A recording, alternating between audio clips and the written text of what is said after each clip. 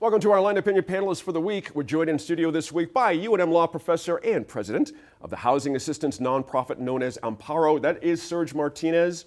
Tom Grover is across the table. He's an attorney and former Albuquerque police sergeant. And back across the table is Lan Senna. We're very pleased to have her with us. She is policy director at the Center for Civic Policy and, of course, a former Albuquerque City Councilor here. Thank you all for being here. Now, affordable housing and homelessness were two key issue areas we wanted to get at right away with Mayor Tim Keller. He says you can't talk about one without talking about the other, and that a lot of cities around the U.S. are being, quote, swallowed by these problems. Now, Albuquerque, on the other hand, has, quote, a fighting chance. Now, according to the mayor, of course, that's his language. Now, Ms. Senna, when you consider the state of homelessness in the city, is Albuquerque overwhelmed, Councilor? Is the mayor right here, or should we be thinking about this in another way? I think when it comes to our folks that are unsheltered and homeless, I think he's right in trying to speak to both issues. Right. We have those that are facing precariousness and uncertainty in their own housing as rent is increasing. We saw in the state legislature report more recently released about how many of our community members within our state of New Mexico are facing these issues of inability to afford rent. Looking for housing and availability of housing. I think in terms of the population of our unsheltered, that's an issue that we've long faced even as the inception of our city. That's right. I gotta get Serge, you to pick up on that. I'm glad Councilor Senna mentioned that study of statewide. We concentrate so much on the housing issues here in Albuquerque. How did that hit you when you see the statewide homeless problem here and the need that we have? I mean, I wish I could say it was surprising. It's dispiriting, obviously, and it is, it's sobering to be reminded it's not just in our biggest cities that we're having these issues. And, Albuquerque, every place in New Mexico is going to be different, but Albuquerque, a place that has more resources than any other place, really does need to lead the way and provide some sort of, example or a model that we can maybe try to export to other places, taking into account, of course, local variations. That's right. Tom, by the way, good to see you. It's been a few years since you've been to the table. Really appreciate you being here. Let's get back to the mayor here. We've covered the city council's flip-flopping, of course, on the safe outdoor spaces. The mayor's most recently called that tent cities during his speech. Now, during our interview, however, Mr. Keller says, quote, they're not really feasible to the scale that was intended, end quote. City ordinances, restrictions, things like that. Is the mayor flip-flopping on this issue too? How do you hear this? I mean, he was so strong on this idea of safe outdoor spaces, and I hear a lot of reverse gear here. How did you hear this? Well, I think he's pivoting as to where his message is resonating most. And so the safe outdoor spaces clearly was a flop, and he received widespread objection to it. So he's trying to pivot and find something else that may resonate. The consequences of that pivot, though, are, for instance, the Coronado, former residents' lawsuit against the city, which is not almost wrapping up. It's actually just getting in the heat of things. Oh, interesting. Yeah. Why is that so? I'm curious as you say that. Because that's what the court docket shows. I mean, the city tried to get the case dismissed, and that was summarily denied a week ago. Right. So when the mayor said that it's almost wrapping up, no, it's almost really getting going is the more accurate representation. That's an interesting point. Glad you picked up on that. That's interesting. Council, the mayor wants the Gateway Center to be a hub for people, as we know, who need housing and mental health services, but getting it up and running has been bumpy, including asbestos in the building that led to an ongoing OSHA investigation, as we know. Is the mayor putting too much stock in this Gateway situation as a solution here? How should we be considering this, his view of it versus our view of it? What's your view of it? I think in terms of my view, it's just a means to address one issue. I think that the need for community is so profound, and we're definitely seeing this as the Center for Civic Policy, the table for a lot of our C3s and our nonprofits. We exist because people are falling through the gaps that government is allowing. And so to address these inequities, our nonprofits have to exist until our government can provide services to our community in the most equitable manner to address all of our community's needs. So until those things really get addressed, that's why we exist. And so we're seeing as nonprofits, whether it's member-based services or through policy, we're having to still address the needs of our communities, whether that's direct services or again through policy change and showing and highlighting these gaps that continue. So I think, it's one avenue to address the need, but we're seeing that the need continues to grow, and we have to find a solution where we can do both at the same time. Serge, pivot here. Early next month, council is going to decide whether to approve a zoning change to accommodate more affordable housing.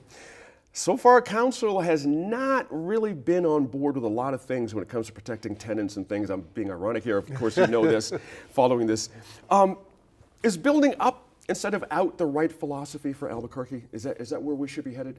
I think so. Yeah. I think density is a well understood and proven response to, lack of housing and lack of more land to build it on, right? We really need to just come to grips with the fact that as the city is growing, it's going to have to change. And I think density allows for more people to live in, the same amount of space, but also allows us to concentrate services, access to transportation and whatnot in a way that we've seen it around the world, right? Albuquerque is growing up, and it's great in many, many ways. Some people will say, "Oh, I remember back when," and there's nothing wrong with those memories, but we can't let that stand in the way of saying it's time to change. And density really is a great way to do that. I think it's something that we need more of and should have been thinking about sooner. But the desert seems endless. I get that, but the city will be more vibrant. We'll have more ability to house more people and more affordably if we have a different vision of what the city will look like. Tom, zoning. Go ahead, Councilor. You had a point there. Yeah, I just want to think through. I mean, my former council district, and being able to serve District 1, the west side, and seeing through our work through the Center for Civic Policy on redistricting, we saw that a quarter of the city council on the west side had to shed population. That's how fast the west side was growing. And so I think we have to think through both things. I mean, truly, if we think about, as the mayor is always talking about, one Albuquerque, we have to treat it as one Albuquerque. We have to think of both the growth and what we're seeing already in trends, and through the census, that's 10 years. We saw the most population loss within District 8 and District 6. So what can we do to address both? Can we both grow upward and we're already seeing growth outwards. And even parts of my old council district, it predates the city, and yet they just got basic infrastructure like access to clean water. So, we have to address it as a one Albuquerque issue and thinking of how do we do both. That's a key point. Tom, it's hard to predict council, looking at city council, what they're going to do. But recent past, there's a story. They're not inclined to be helping. In March, council voted in favor of landlords when they struck down that ordinance that would have forced them to disclose fees. My man here was part of that fight. Last summer, you might remember, they voted to ban Section 8 discrimination, a move that helped those who receive federal financial aid. This idea of building up, is council ready to hear that message? I think what you're seeing is their response to issues that have really never been before council that are of such significance and importance. Having been a landlord, I was sensitive to the issue involving income discrimination, and I certainly had residents that had public vouchers in Section 8, and that was great. They were good folks. Yeah. But I think there are occasions where it's okay to discriminate against income. For instance, you don't want a criminal that's running a criminal enterprise and paying rent through the profits of that criminal enterprise. And at where we are now with income, the public vouchers simply aren't competitive enough in terms of what the rents are, so they're deficient in terms of what they can pay for the rents that are out there, unfortunately. And add to that, when we kicked a surge over here, this 30% increase in rents over the last little bit of time. Now, the mayor, to his defense, I should say, it's a market thing. No mayor can wave a magic wand and be, part of this solution. But can government be part of this solution here? 100%, right? I think we have to stop saying, oh, the market. The market has absolutely failed us in this respect, because housing is not a commodity, right? Housing is a good that everybody needs. It's a public good. We all benefit from having it. And I think we need to address that in a way that says, we all benefit from people being stably housed. And the city, I understand we don't have endless resources, but the return on investment from creating more housing and social housing that is not done with a profit motive, right? Public housing would be included in that, but there are other ways to do that. That's right. Should not be this dirty word that we talk about. Right. It's really a great solution and a way to ease some of the pressures on the market and provide for some of the people who have the hardest time accessing the market. That said, you know, we start that today, and the first buildings will be ready who knows how far in the future. That's a so good point. it's not an immediate solution, but it is a long-term vision that I think this and other cities need to start saying, we can do this, we can start this. 20 quick seconds, Councillor, if you could. Is there a danger for historic neighborhoods here, this rush to build more housing? You know, you represented a district that had historic, parts of the city. Is that a danger?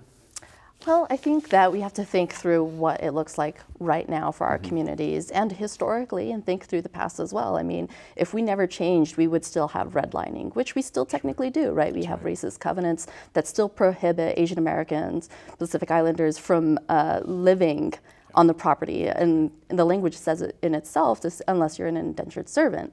So, we still have troubling languages in neighborhood covenants that if they're not ready to change, we have to apply government pressure. And I think, the saying that if all men were angels, then government wouldn't be necessary. That's a good so point there. I think that, we have to think and adapt through that and really look at what the need is for our communities now while trying to respect our history. So I think we'll have to find a medium to do both, but still include all of our communities, not just those that participate in like our neighborhood associations, but really think through about who's being left out of these conversations. Good points there. Thanks to our line opinion panel. We'll meet back here at the table in about 20 minutes to react to more of Lou's interview with Mayor Keller and how he sees the state of public safety and policing here in the city.